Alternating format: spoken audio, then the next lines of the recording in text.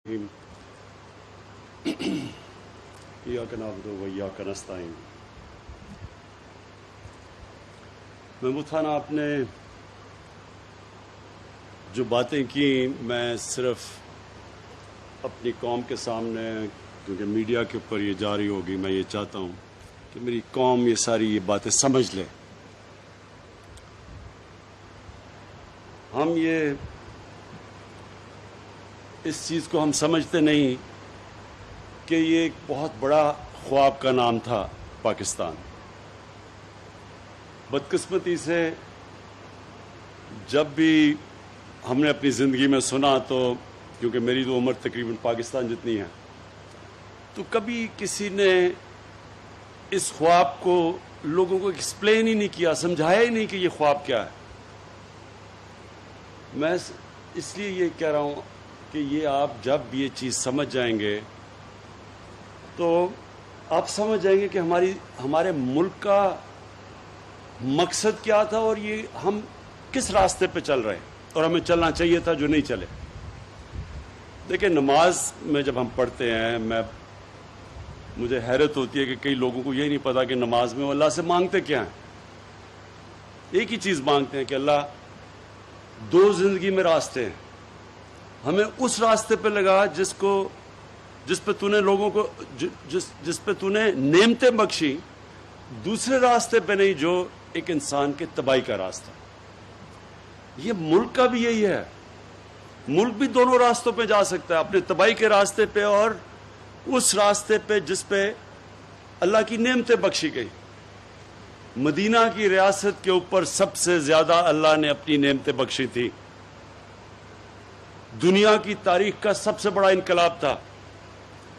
हमें तारीख ही नहीं पता, कभी इस तरह का चेंज आया ही नहीं दुनिया में। और इसलिए अल्लाह ने हमें हुक्म दिया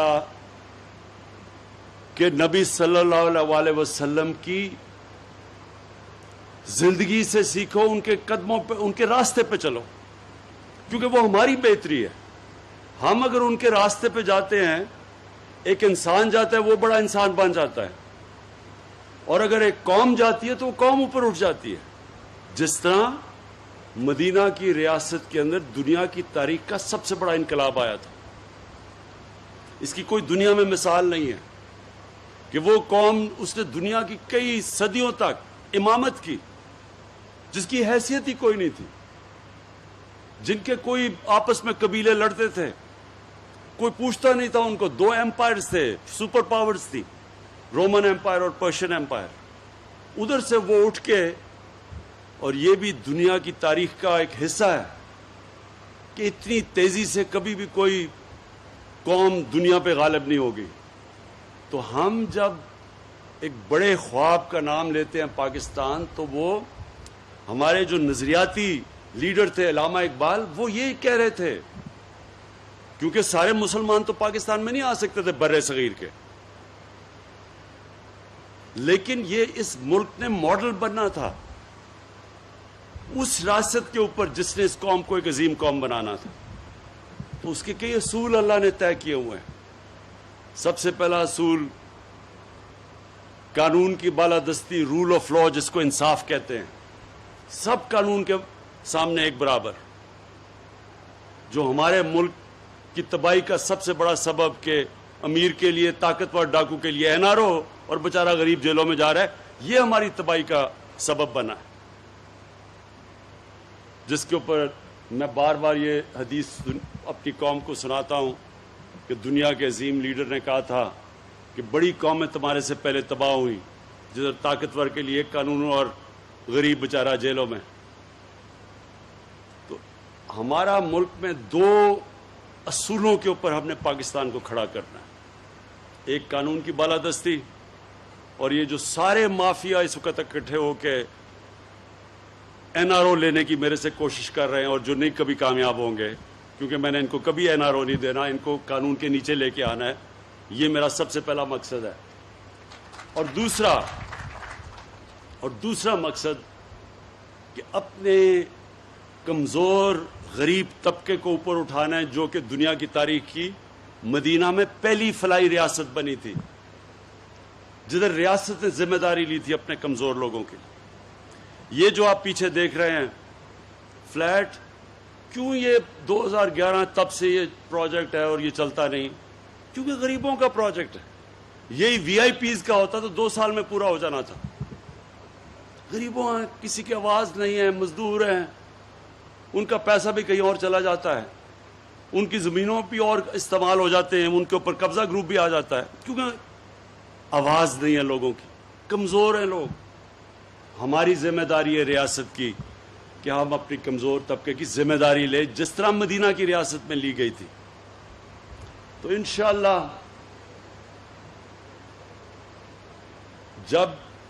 جب بھی ہمارا ٹائم ختم ہوگا، یہ 5 سال ختم ہوں گے، میں یہ دیکھنا چاہتا ہوں کہ پاکستان میں یہ نہیں میں دیکھنا چاہتا کہ امیر کیسے رہ رہا ہے، میں یہ دیکھنا چاہتا ہوں کہ ہمارا کمزور طبقہ، اس کو ہم نے کیسے اوپر اٹھایا ہے.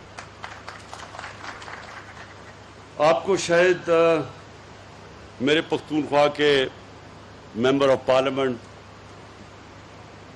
میرے chief minister, governor, ministers, M Ps, شاید آپ کو اس چیز کا نہیں پتا کہ پختونخوا کے لوگوں نے آپ کی پارٹی کو 2/3 اکثریت دی کیوں، جبکہ وہ کبھی دوسری باری نہیں دیتے کسی کو. ایک باری دیتے ہیں لوگوں کو، دوسری باری میں ایک وہ گیا تو دوسرے کو پھر چانس دیتے ہیں. تو کیوں 2/3 اکثریت دی؟ یونائٹڈ نیشنز UNDP کی ایک رپورٹ ہے یونائٹڈ نیشنز کی، وہ بھی انہوں نے شائع کی ہے. 2013 کے بعد سارے پاکستان کے صوبوں میں جس صوبے کے اندر سب سے تیزی سے غربت کم کی گئی وہ پختونخوا تھا. جس صوبے میں، دوسری چیز، سب سے تیزی سے امیر غریب میں جو فاصلہ تھا وہ کم کیا گیا وہ پختونخوا تھا. اور تیسری چیز UNDP کی رپورٹ میں آئی کہ جس صوبے میں سب سے زیادہ ہیومن ڈیولپمنٹ ہوئی، انسانوں کے اوپر سرمایہ کاری کی گئی، وہ پختونخوا تھا. اس لیے پختونخوا کے باشعور لوگوں نے 2/3 اکثریت دی ہمیں.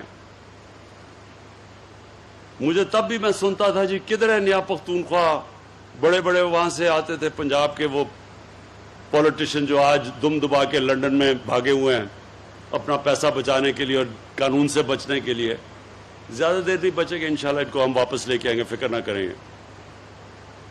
تو یہ یہاں آ کے کہتے تھے کدھر ہے نیا پختونخوا، کیونکہ ان کو تو عادت پڑی ہوئی تھی کہ صرف بڑے بڑے امیر کو امیر کر دو. ان کو تو پتہ ہی نہیں تھا کہ نیچے کیا ہو رہا ہے، کتنا بڑا انقلاب آ رہا ہے.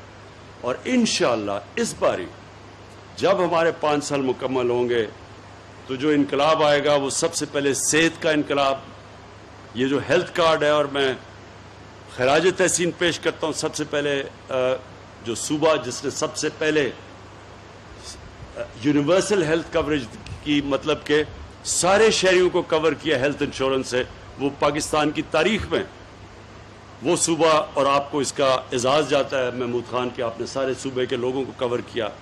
اور آئی ڈی کارڈ جو آپ کا ہے، ایک پختونخوا کے شہری کا آئی ڈی کارڈ کا مطلب کہ اس کا خاندان کو ہیلتھ کوریج پوری مل گئی ہے 10 لاکھ روپے کی. اور اس سے آپ دیکھیں گے کہ پرائیویٹ سیکٹر اب ہسپتال بنائے گا. ہو سکتا ہے کہ آپ کو یہاں محمود خان پیسہ ہی نہ خرچ کرنا پڑے، پرائیویٹ سیکٹر آ کے یہاں ہسپتال لگا دے. آپ پرائیویٹ سیکٹر کو اب زمین دے دیں. صرف پرابلم یہ ہوتا ہے کہ زمین کی شہروں میں اتنی زیادہ قیمتیں ہیں کہ وہ ہسپتال بناتے ہوئے وہ ڈرتے ہیں. تو اگر آپ نے ان کی کنسیشن پہ یہاں زمین دے دی تو پرائیویٹ سیکٹر، کیونکہ اب تو سب کے پاس ہیلتھ کارڈ ہے، تو سب پہلے تو یہ تھا نا جی غریب علاقوں میں جاتا کوئی نہیں تھا پرائیویٹ سیکٹر میں، اب تو ساروں کے پاس ہیلتھ کارڈ ہے. کہیں بھی گاؤں میں بھی اب ہسپتال بن سکتے ہیں، پرائیویٹ سیکٹر آئے گا تو ہو سکتا ہے گورنمنٹ کے آپ کو پیسے نہ لگانے پڑے گا. اور دوسری چیز، یہ جو ہاؤسنگ کی میں نے بات کی، یہ پہلی دفعہ انشاءاللہ پاکستان میں بڑی مشکلوں سے ہم نے سارے قانون اور رکاوٹیں دور کرتے ہوئے یہ جو عام مزدوروں کے لیے گھر، عام لوگوں کے لیے، ویلڈر کے لیے، مکینک کے لیے، جو آج تک کبھی گھر سوچ ہی نہیں سکتے تھے کہ ان کو اپنے سر پہ چھت ملے گی، یہ ان لوگوں کے لیے پہلی دفعہ پاکستان میں اب وہ ہم نے وہ رکاوٹیں ختم کی ہیں کہ اب بینک پیسے دیں گے کہ وہ اب عام آدمی اپنے لیے بینک سے قرضہ لے کے اور وہ گھر بنا سکیں. تو انشاءاللہ مجھے یہ جو آپ کا پتہ چلا کہ 5 سال میں وہ جو آپ اس وقت کہا جا رہا ہے کہ 5 سال میں پوری قسطیں کریں, وہ انشاءاللہ ہم آپ کی قسطیں لمبی کر دیں گے تاکہ زیادہ بوجھ, یعنی کہ ایک آدمی جتنا گھر کا کرایہ دیتا ہے اتنی قسط ہونی چاہیے تاکہ وہ قسط بجائے کرائے پہ جائے وہ قسط دے اور اپنا اس کا گھر ہو جائے. تو انشاءاللہ وہ میں اس کا پورا کروں گا. اور وہ جو آپ نے باقی آپ کی زمینیں پڑی ہوئی ہیں, جو لیبر کی زمینیں پڑی ہوئی ہیں, میں نیا پاکستان ہاؤسنگ کو خاص طور پہ جا کے آج ہی بلکہ کل پہنچ کے میں آفس میں تاکید کروں گا کہ آپ کے ساتھ بیٹھ کے ایک پارٹنرشپ کریں تاکہ یہ جو جتنے بھی آپ کے یہاں ہم کنسٹرکشن شروع کر سکیں اور مزدوروں کے گھروں پہ, تاکہ ساری جگہ کام شروع ہو جائے. تو وہ بھی انشاءاللہ میں آپ کے لیے کر دوں گا. اور آخر میں مجھے جو سب سے زیادہ خوشی ہوئی وہ یہ کہ میں 2 سال پہلے آ کے گراؤنڈ بریکنگ کی تھی ممند ڈیم کی. تو آج جب میں نے وہ جو ممند ڈیم دیکھی ہے, ماشاءاللہ وہ پورا کرونا کے باوجود پورا اس کے اوپر کام ہو رہا ہے اور 2025 میں یہ ڈیم بن جائے گی. اور اس ڈیم سے 17,000 ایکڑ زمین مزید پشاور کے علاقے میں اس کے اوپر سیراب ہو جائے گی, اس کے لیے پانی ہو جائے گا. پشاور کے لیے 300 ملین گیلن کا پانی آ جائے گا کیونکہ پشاور کا پانی نیچے جا رہا ہے. تو اس سے پشاور کے لوگوں کو پانی کا بھی مسئلہ حل ہو جائے گا. اور پھر بجلی, جو بجلی یہاں سے ہوگی پشاور کے لیے تو سستی بجلی ہمیشہ کے لیے آ جائے گی یہ ممند ڈیم سے, تو یہ بھی آپ کا مسئلہ حل ہو جائے گا. اور یہ ماشاءاللہ یہ ایک وہ پروجیکٹ ہے کہ 50 سال کے بعد یہ بڑی ڈیم پہلی پاکستان میں بنے گی.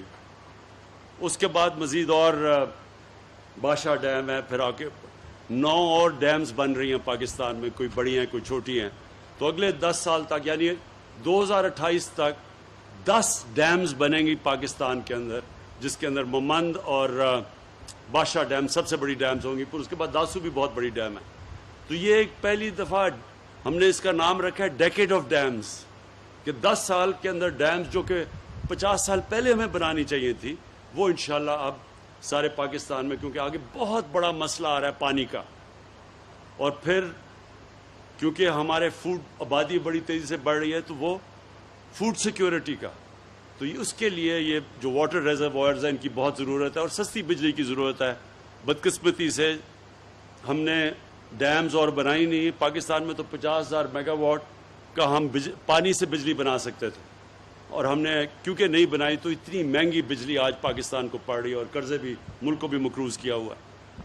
تو یہ بھی مجھے آج بڑی خوشی ہے آپ کے مزدوروں کے لیے فلیٹس کا بھی, اور مجھے یہ بھی خوشی ہے کہ بالکل آج جو میں نے ممند ڈیم دیکھی ہے بالکل ٹائم پہ مکمل ہوگی 2025 میں.